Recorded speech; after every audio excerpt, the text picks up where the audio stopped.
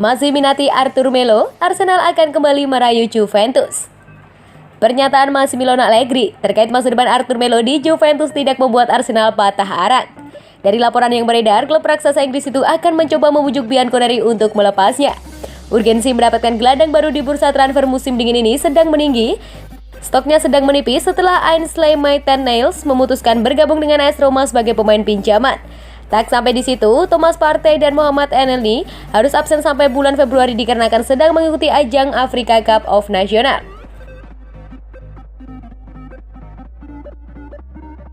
Beberapa laporan menyebutkan bahwa Arsenal tertarik merekrut Arthur Melo dari Juventus dengan status pinjaman. Sayangnya Juventus enggan melepaskannya jika tidak memiliki sosok pengganti. Massimiliano Allegri selaku pelatih Bianconeri telah menutup pintu buat Arthur. Ia bilang Juventus harus menutup musim 2021-2022 dengan materi pemain yang ada saat ini. Pernyataan itu juga sekaligus menutup pintu keluar buat Alvaro Morata. Kami harus menyelesaikan musim dengan sekuat yang sekarang dan cara terbaik, ungkap Allegri beberapa waktu lalu seperti yang dikutip dari Football Italia. Walau Allegri sudah bertitah, Arsenal enggan mengibarkan bendera putih. Jurnalis asal Italia Fabrizio Romano mengklaim kalau keputusan terkait masa depan gelandang asal Brasil itu di Turin akan ditentukan pekan depan.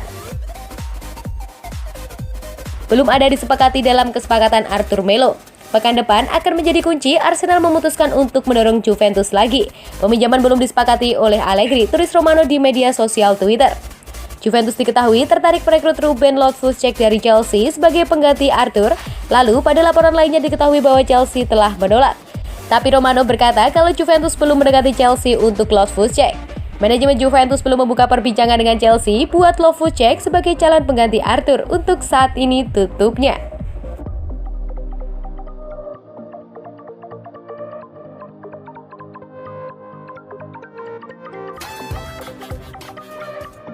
Memanas, Juventus tarik tawaran kontrak baru buat Paulo Dybala.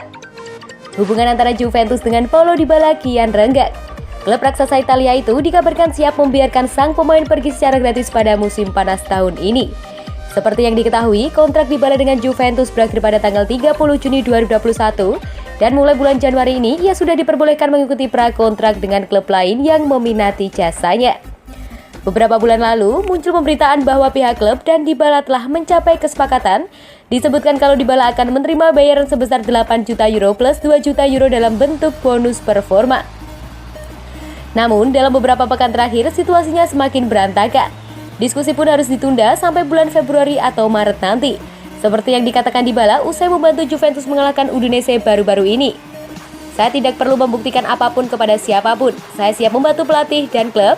Kontrak saya, klub berkata kami akan membicarakannya bulan Februari, tuturnya kepada Dance. Pada pertandingan melawan Udinese, Dybala menunjukkan ketidakpuasannya kepada manajemen klub.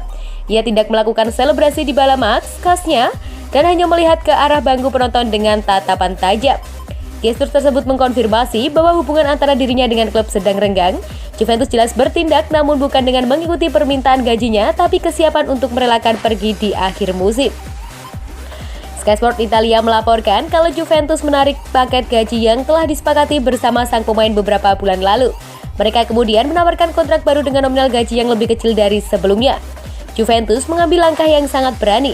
Mereka yakin bahwa Dybala tidak mendapatkan tawaran kontrak mewah di klub-klub peminatnya, tapi kalau dengan mereka salah, maka Dybala bisa pergi dengan status bebas transfer. Peminat Dybala memang diketahui bukan klub tajir melintir seperti PSG atau Manchester City. Beberapa laporan berkata kalau Dybala menarik perhatian klub seperti Tottenham Hotspur, Barcelona, Atletico Madrid, dan Inter Milan. Tottenham dikenal pelit dan mengeluarkan uang, sementara Barcelona masih direpotkan dengan urusan salary cap. Keuangan Atletico Madrid pun sedang ketat dikarenakan gaji Anthony Griezmann yang cukup tinggi, ditambah statusnya harus dipermanenkan pada akhir musim ini. Inter Milan disebut sebagai klub yang meminati Dybala, namun menurut laporan La Gazzetta dello Sport, Nerazzurri tidak tertarik membayar Dybala dengan nominal 10 juta euro per tahun seperti proposal Juventus sebelumnya.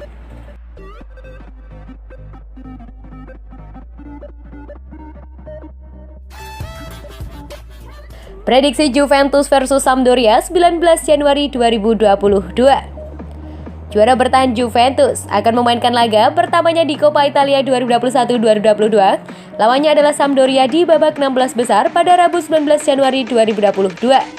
Pertandingan di Allianz Stadium ini dijadwalkan kick-off pukul 03.00 waktu Indonesia Barat. Sampdoria sampai ini di babak telah mengalahkan Alessandria 3-2 pada putaran pertama, kemudian menaklukkan Torino 2-1 di putaran kedua. Di Serie A, akhir pekan kemarin, Sampdoria kalah 1-2 menjamu Torino. Sampdoria unggul lebih dulu atas Torino melalui gol Francesco Caputo. Tapi rival sekota Juventus itu mampu membalikan keadaan sekaligus membalas kekalahan di Coppa. Sementara itu, Juventus menang 2-0 menjamu Udinese lewat gol-gol Paulo Dybala dan Weston McKennie. Kemenangan tersebut sedikit mengobati kekecewaan mereka usai gagal di final Coppa Italiana. Sekarang, Juventus fokus ke Sampdoria. Meski berada di tengah situasi yang kurang kondusif gara-gara kontrak Paulo Dybala, Juventus tetap mengincar kemenangan dan kelolosan. Juventus dan Sampdoria sudah bertemu sekali di Serie A musim ini, yakni pada pekan ke-6 waktu itu dan juga di Turin. Juventus menang susah payah dengan skor 3-2.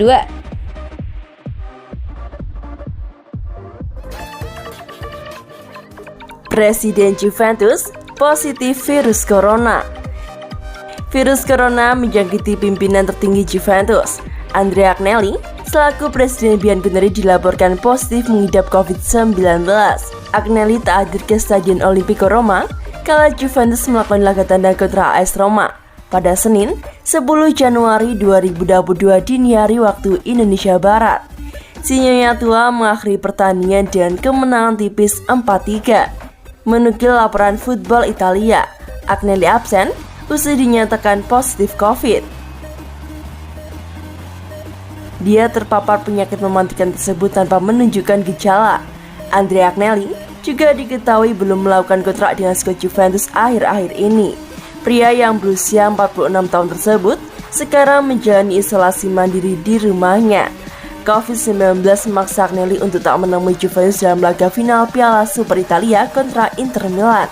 Pertandingan tersebut dijadwalkan berlangsung pada Kamis 13 Januari 2022 dini hari waktu Indonesia Barat di Stadion Giuseppe Meazza. Agnelli bukan pejabat Juventus satu-satunya yang terjangkit virus corona di awal tahun 2022.